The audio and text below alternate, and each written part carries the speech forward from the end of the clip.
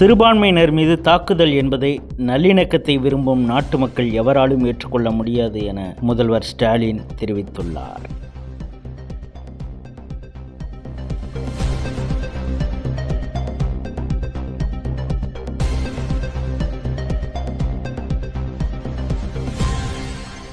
ஜல்லிக்கட்டு வளாகத்திற்கு கருணாநிதி பெயர் சூட்டியுள்ளீர்களே, அவர் மாடுபடி வீரரா என திமுக அரசுக்கு நாம் தமிழர் கட்சியின் தலைமை ஒருங்கிணைப்பாளர் சீமான் கேள்வி எழுப்பியுள்ளார்.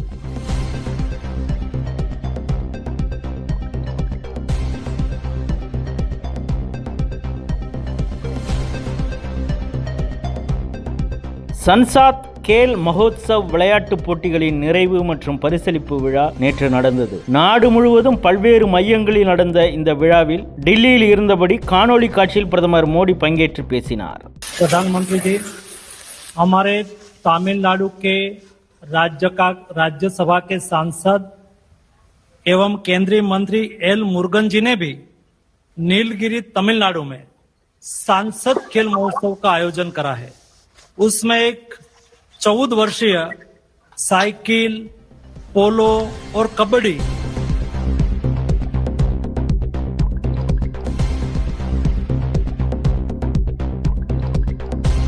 234 தொகுதிகள் உள்ள நிலையில் 10 வேட்பாளர்களின் பெயர்களை விஜயால் சொல்ல முடியுமா என தமிழக பாஜக தலைவர் நயினார் நாகேந்திரன் கேள்வி எழுப்பியுள்ளார்.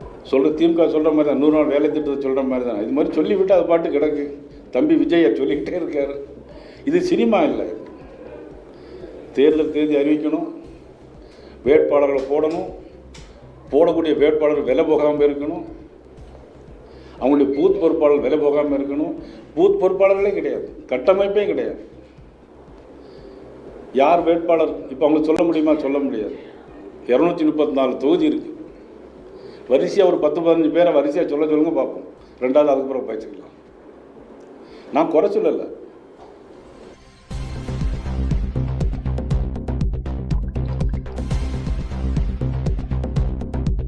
திமுகவை வீழ்த்த வேண்டும் என்பதே எங்கள் ஒற்றை இலக்கு என பாஜக முன்னாள் மாநில தலைவர் அண்ணாமலை கூறியுள்ளார். திராவிட முன்னேற்ற கழகத்தினுடைய தோல்வி பயம் நமக்கு தெரியுது.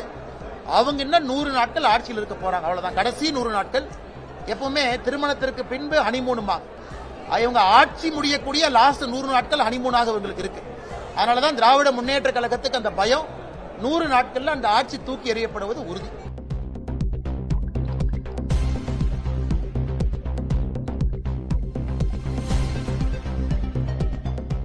ஏற்காடு செல்லும் மலைப்பாதை வளைவுக்கு ஈவேரா பெயர் சூட்டியதற்கு கண்டனம் தெரிவித்த நாம் தமிழர் கட்சியினர் அந்த இடத்தில் தகடூர் அதியமான் வளைவு என பிளக்ஸ் ஒட்டியுள்ளனர். பெரியார் வளைவு என்பதை பதிவு செய்துள்ளனர். இதை நமது நாம் தமிழர் சார்பாக வன்மையாக நாங்கள் கண்டிக்கிறோம்.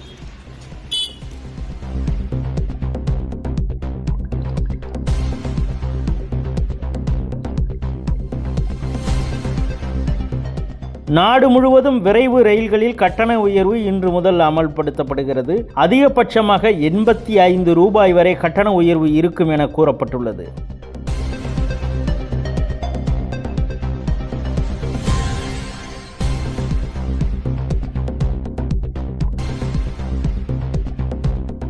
இந்தியாவில் பெட்ரோல் பங்குகளின் எண்ணிக்கை 1 லட்சத்தை கடந்தது. கடந்த 10 ஆண்டுகளில் இந்த எண்ணிக்கை 2 மடங்காக அதிகரித்துள்ளது.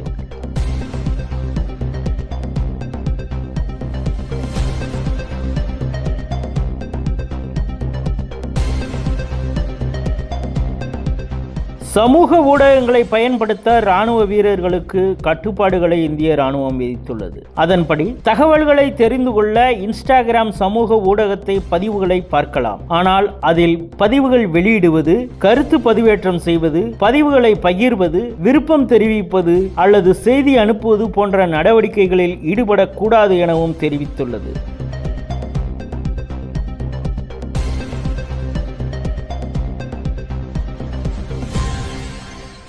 வங்கதேசத்தில் இந்து மதத்தை சேர்ந்த மற்றொருவரை கும்பல் அடித்து கொண்ட சம்பவம் அதிர்ச்சியை ஏற்படுத்தியுள்ளது.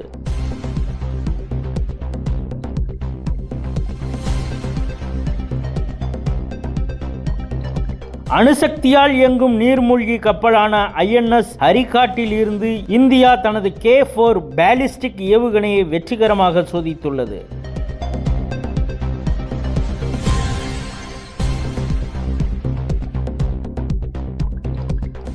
மத்திய பிரதேச மாநிலம் ரேவா என்ற இடத்தில் நடந்த இயற்கை வேளாண்மை குறித்த மாநாட்டில் உள்துறை அமைச்சர் அமித்ஷா கலந்து கொண்டார். பின்னர் அவர் பேசும்போது பல நோய்களுக்கு காரணம் செயற்கை உரம் எனவும் இயற்கை விவசாயத்துக்கு மாற வேண்டியது அவசியம் எனவும் தெரிவித்தார்.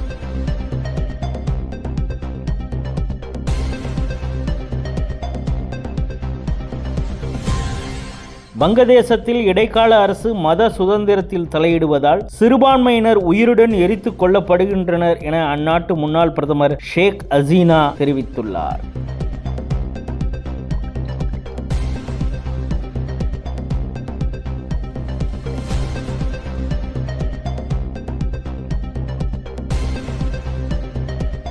நாடு முழுவதும் நக்சல் நடமாட்டத்தை அடுத்த ஆண்டு மார்ச் மாதத்திற்குள் முடிவுக்கு கொண்டுவர மத்திய அரசு உறுதி பூண்டிருந்த நிலையில் ஒடிசாவில் மாவோயிஸ்ட் மத்திய கமிட்டி உறுப்பினர் கணேஷ் உய்கே உட்பட 6 பேர் சுட்டுக் கொல்லப்பட்டனர்.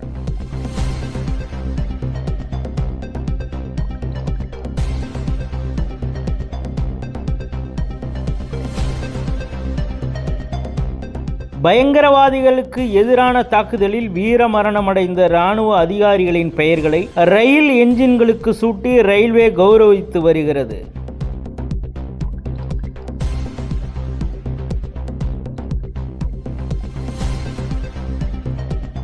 கனடாவில் மருத்துவ படிப்பு பயின்று வந்த இந்திய மாணவர் துப்பாக்கியால் சுட்டுக் கொல்லப்பட்ட சம்பவம் பெரும் அதிர்ச்சியை ஏற்படுத்தியுள்ளது.